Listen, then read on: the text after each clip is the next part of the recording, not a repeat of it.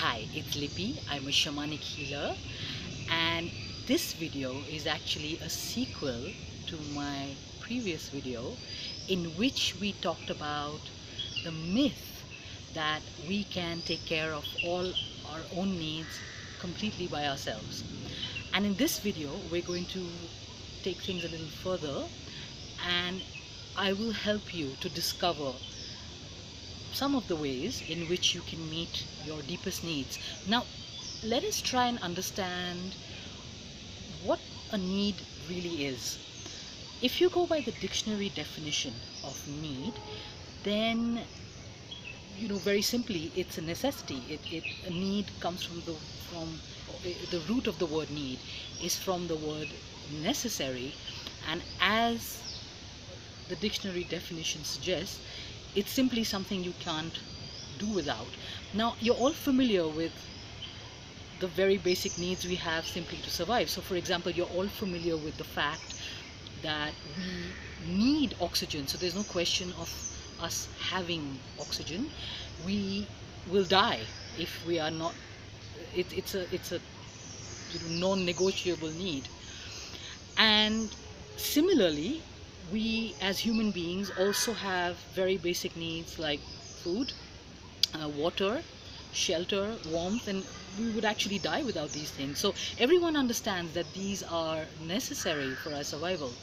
But what many don't understand is that we also have psychological needs, emotional needs, which are as important for our survival, but in a very different kind of a way. So they are not necessary for our survival in the sense of we will not die if we don't get our psychological or emotional needs met. At least we would not die physiologically. However, if our deeper needs, psychological needs, are not met, we would suffer something like a soul death or a psychological death. And possibly the fallout of that is that we will not be able to reach our highest potential.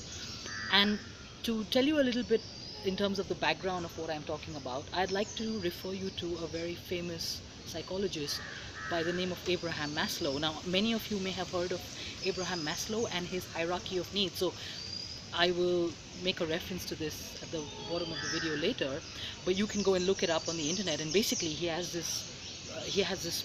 I don't know if he's still alive, had this pyramid of needs, and he talked about how apart from the very, very basic needs of food and shelter and clothing, we also have higher psychological needs, which if not met would prevent us from self-actualizing. So the highest level on his pyramid is self-actualization, and you reach that level only if you have met your baser emotional needs. So you don't self-actualize correctly, or I would say in a way that's holistic, unless you meet your deeper psychological needs. However, the general culture in most places around the world, and also the spiritual ideal,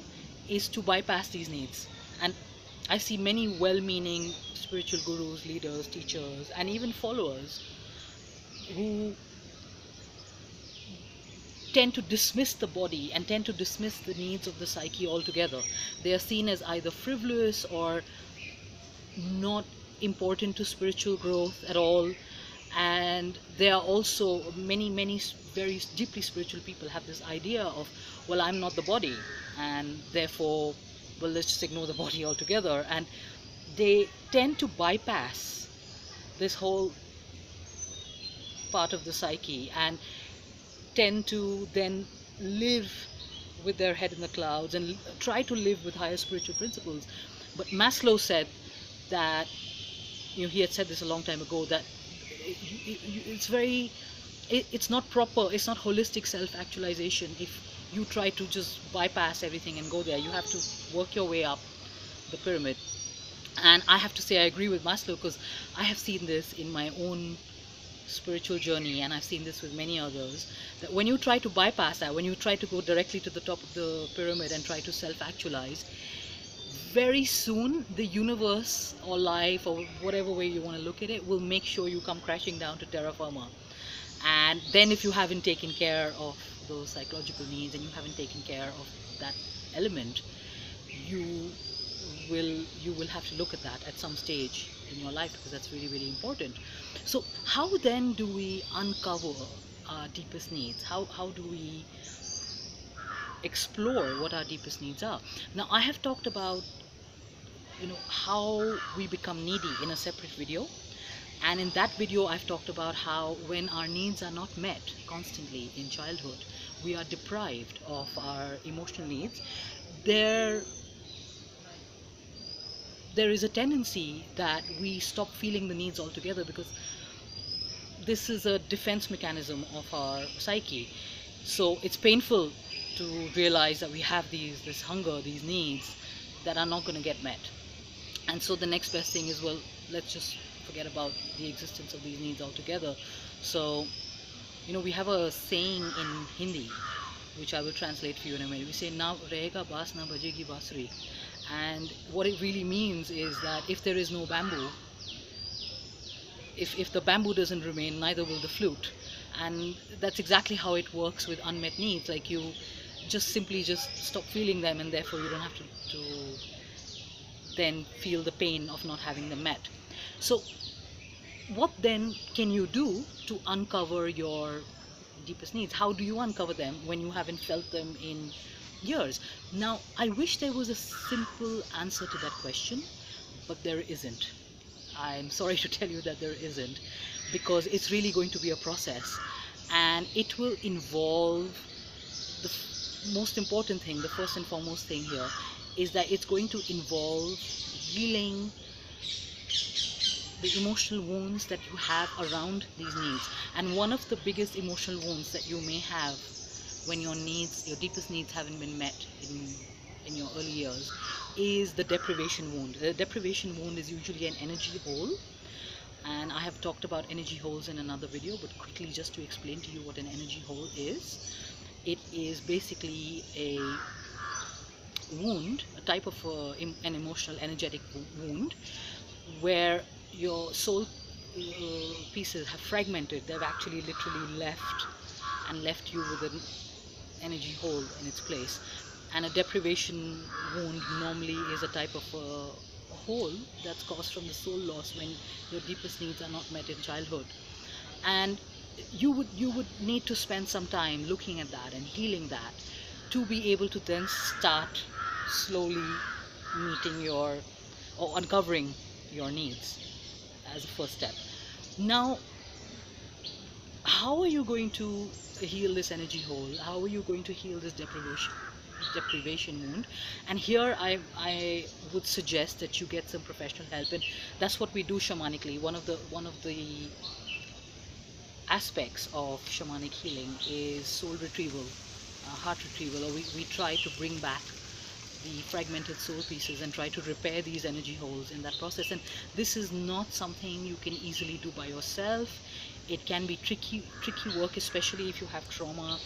It can be sometimes dangerous work. Why it's dangerous is out of the scope of this video, so we'll not get into that here. But it's not something I strongly recommend you attempt on your own.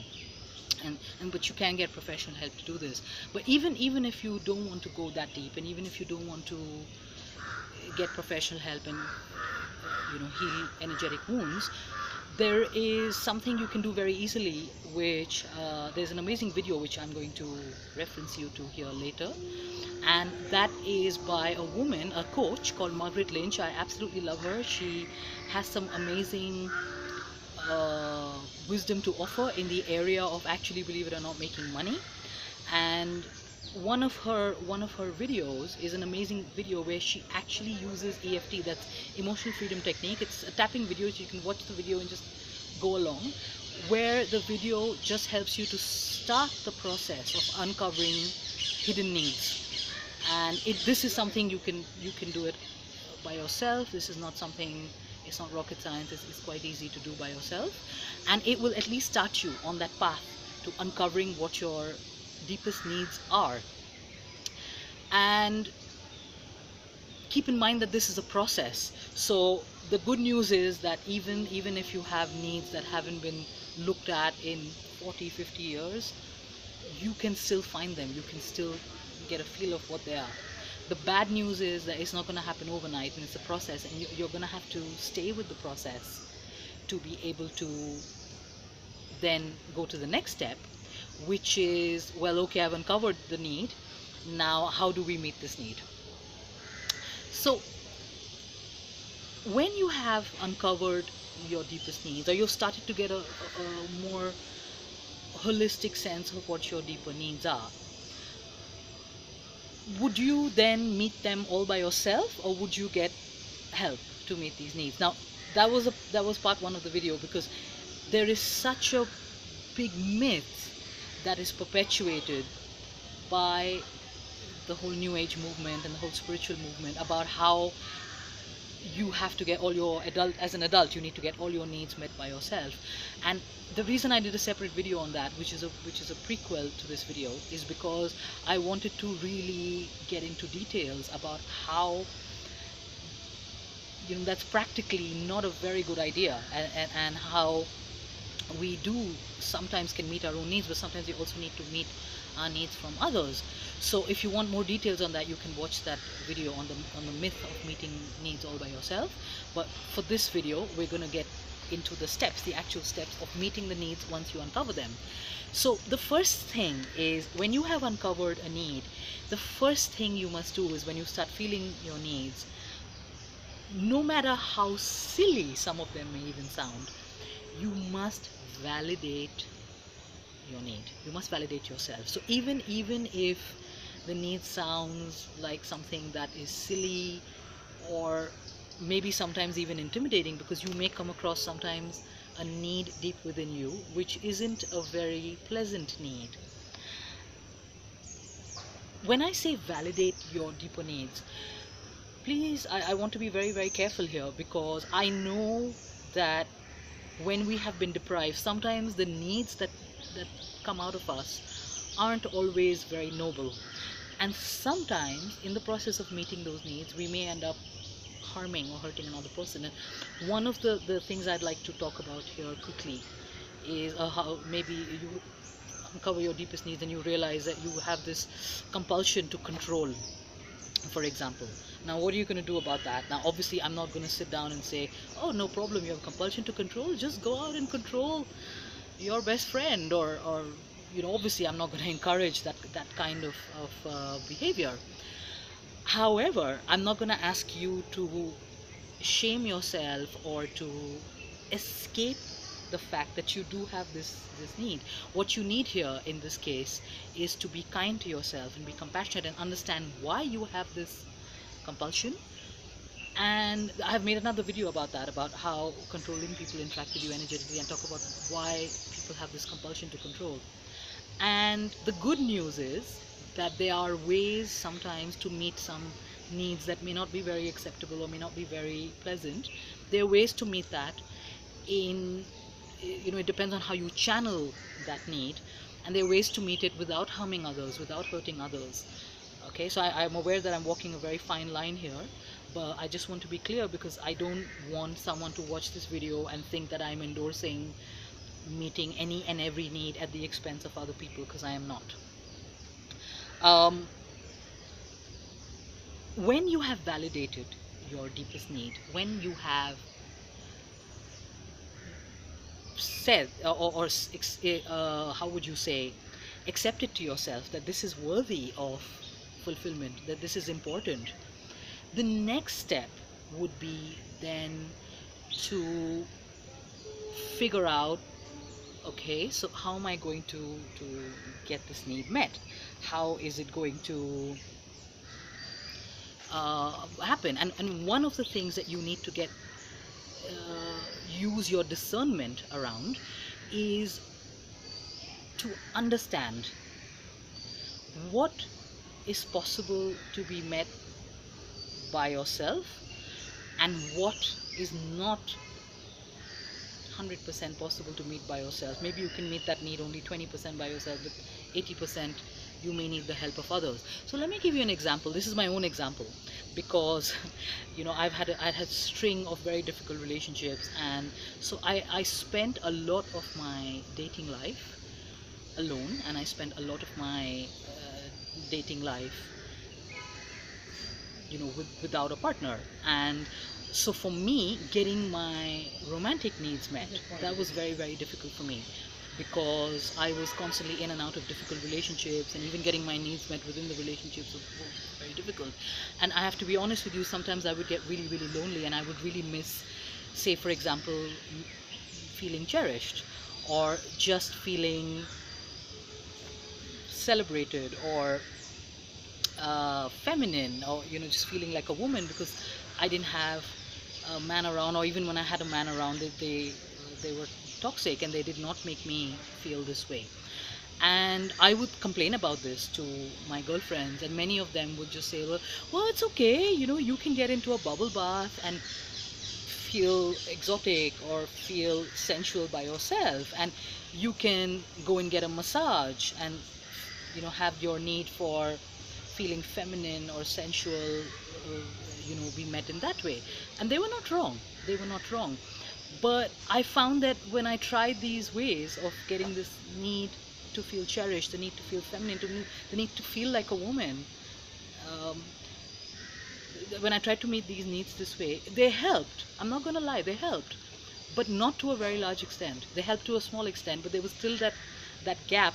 And then that's when I realized that a need like this can only be met via another person, and from someone else. So this is what I was talking about when I'm saying you have to get very, very honest with ourselves about what need we can meet by ourselves, and what need has to be met from the outside.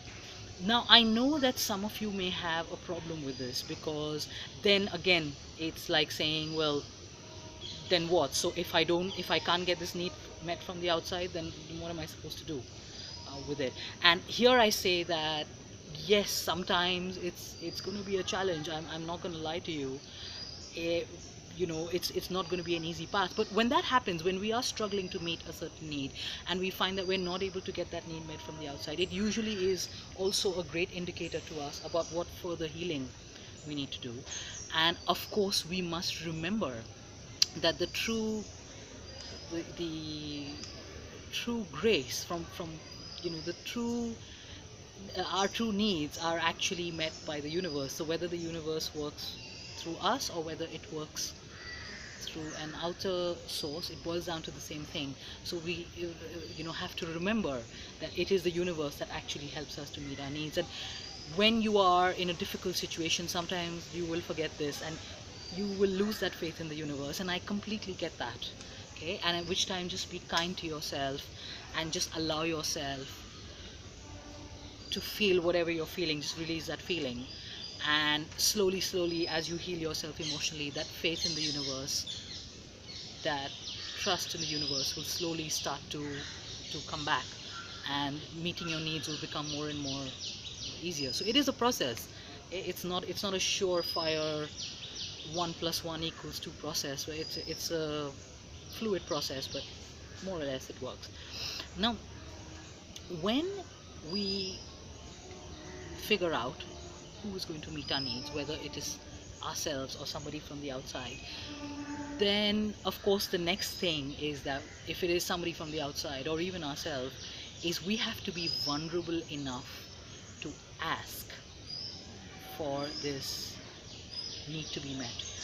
And that takes a lot of courage, because we have been trained by society to not ask for what we need. Asking for what we need is viewed as weak, very, very simply. And vulnerability is viewed as weakness. And I can tell you from personal experience, vulnerability is anything but. It's actually a source of power. It's a source of strength. And if you are not in agreement with me, that's fine, but I would like to refer you to the work of this wonderful author called Brené Brown, and she has a couple of videos up on YouTube. You can watch her videos, and one of her videos that apparently went viral, and that's what made her famous, was the power of vulnerability. And she's written this amazing book called Daring Greatly, And in that, she explains the power of vulnerability and how vulnerability is so minimized by society, how it is actually seen as a weakness when it actually is not.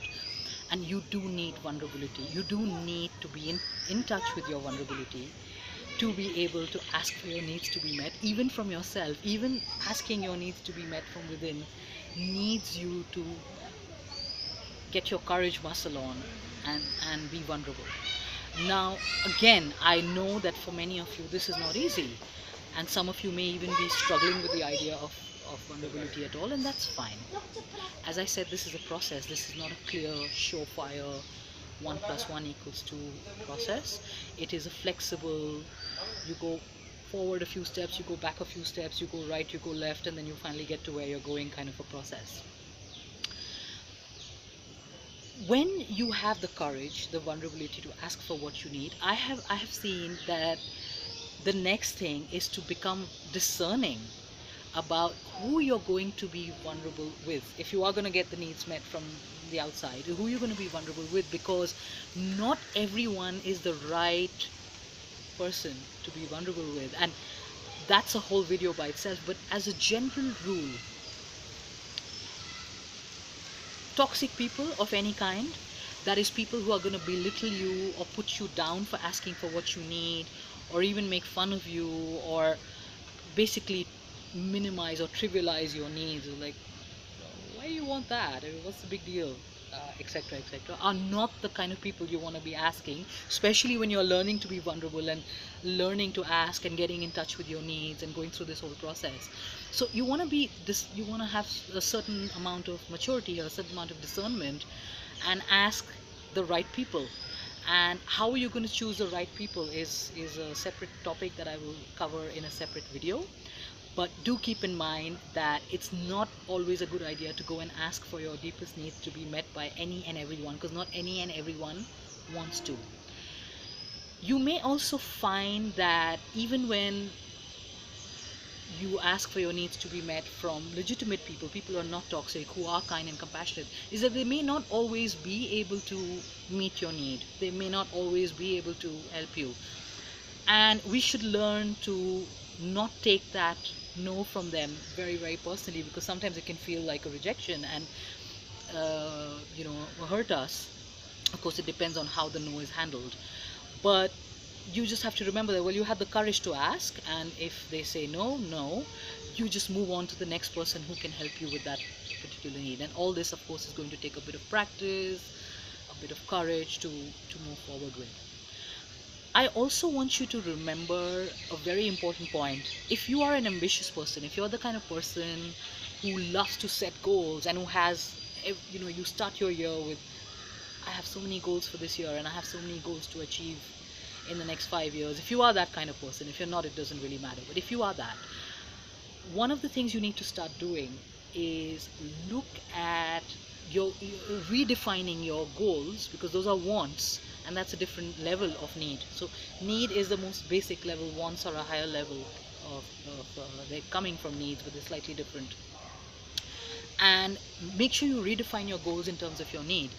And the reason this is important is one of the most amazing quotes I've ever listened to or ever heard is this quote by Tony Robbins, and he says, "Success without fulfillment is failure." And I'm sure we all have people we know, and we've seen this in our own experience, where we've got something we really wanted, and it's that age-old sad situation where you get what you really want, but then when you get it, you realize it's what you want, but it's not really what you need. And then you're not happy with what you have. And that's a pretty sad place to be in. And we've all been there, and we all know people who are there, who have been in that situation also. So to avoid that kind of a situation, we need to look at the deeper needs that are driving that particular want. So here I'm going to give you a very interesting example. We're going to get a bit technological here, of NASA. And the story apparently is that when President Kennedy came to power in the US all those years ago, he had a meeting with NASA, and he was like, I want to put a man on the moon by the end of the year. Can you do that? And apparently the executives there said, yeah, we can put a dead man on the moon in 1 year. And President Kennedy was like, what, excuse me, you put a dead man on the moon in 1 year? They said, yeah, at this point of time we cannot put a man on the moon in a year in, safely. If we do put a man on the moon in the next 1 year, he'll probably be dead. So obviously the deeper need here was not just to put a man on the moon, whether he was dead or alive, but to put a man on the moon, or men on the moon, or women on the moon, whatever, but safely. So the desire was to have this amazing expedition and achieve something that had never been done before, but the deeper need was to do it in a way that was safe. And so when they reframed the question, then they started this whole mission to put somebody on the moon, but this time safely. So you see what I'm talking about here. And I, again, even in my own case, I have seen there are many situations where earlier I used to just write goals out that seemed exciting and oh wow, I'd really like to achieve this. But it happened, there were several instances where I achieved the goal, but they really were not meeting my deeper needs. And a very good example here is again my relationship. So I had this list of my ideal guy, and one of the things that I used to get very carried away with is if I met a guy, and I'm a big talker as you can see, so I channel that into making videos, and I love having cerebral conversations. So for me, having these cerebral conversations is a big turn on. I love it. And if I met a man and we had conversations that were so intense and so cerebral that they could go on for hours and hours and hours, I used to think that that man was my soulmate, because wow, I can talk to this guy for hours. I'm not saying that he's not my soulmate, um, just because that need of talking to him for hours is not fulfilled. However, many times I realized that I would fall for these men, not realizing that the only need of mine they were meeting is that need for cerebral conversation. They were not meeting my deeper needs for security. They were not meeting my deeper needs for the kind of cherishment and the kind of um, freedom that I look for within a relationship. So a relationship that allows me to be who I am without much conflict. And it was only when I started going deeper and looking at my deeper relationship needs that I realized that well, they were men who I dated who I dismissed as not being my type because we were not having these cerebral conversations, but actually they were meeting my other needs much better. And it made me change my whole criteria of the kind of man I wanted to be with. Now, on an end note, I would like to share with you that there's some amazing literature out there that really is very supportive and endorses uncovering your deeper needs and meeting them on a regular basis. And one of them is this amazing book which has a very sort of cheesy name, but the book is amazing by itself, and the whole book is all about needs, and it actually describes hundreds and hundreds of needs that even I didn't know I had. And the book is called The Secret Laws of Attraction by, I'm sorry I can't pronounce the author's name properly, but I think it's Talane, meidner. I just can't get her name right, but I will write it for you, and hopefully that should help. I'll write it for you, the link for you below. And another amazing book on really meeting your deepest needs and living your best life is a book called the 28 Laws of Attraction. And again, it's got less to do with the law of attraction and more to do with meeting your deepest needs and living your best life. And it's by a very famous coach called Thomas Leonard, I think. I hope I got that right. And of course, there is Extreme Self-Care by Cheryl Richardson. Her book I recommend very strongly as well, because these pieces of literature really are going against the grain of what we are taught socially, and they really encourage you to meet your deepest needs and to make that almost like a ritual, an everyday ritual where you go deep within yourself, and at any given point of time you get in touch with your emotions and you ask yourself, like, what do I really need? How am I going to meet these needs. And I cannot stress the importance of meeting your needs. I know that to a lot of people it just sounds like privilege or being frivolous, but I believe that all of us are here on the earth with a purpose, and to really, really meet our purpose, to self-actualize, as Maslow calls it, we need to start with the roots. We need to start with strong roots. We need to start with a strong foundation, a healthy psyche.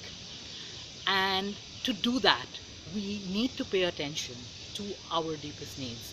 And I haven't seen till date, I'm not saying I know everybody in the world, I don't, but I haven't seen till date anyone really, really self-actualize when they have ignored this element of themselves. So on that note, I wish you an amazing weekend ahead. And also I would like to thank, I'm actually at this beautiful Osho park here, and it's been a bit of a struggle because I have been getting bitten really badly by mosquitoes despite having repellent on, because this is a beautiful nature like park, and the mosquitoes are having a field day in the rainy season here. And so please excuse me if the video has me being very restless and scratching myself here and there, because I've been in pain throughout the whole video. But this is one of my beautiful, beautiful go-to places to meditate, to relax, and it really is a very beautiful, soulful place. It just feels so much like me. I wish you a great day ahead, and I hope this video has been helpful, and I hope to hear your comments and views about this content. Thank you very much, and goodbye.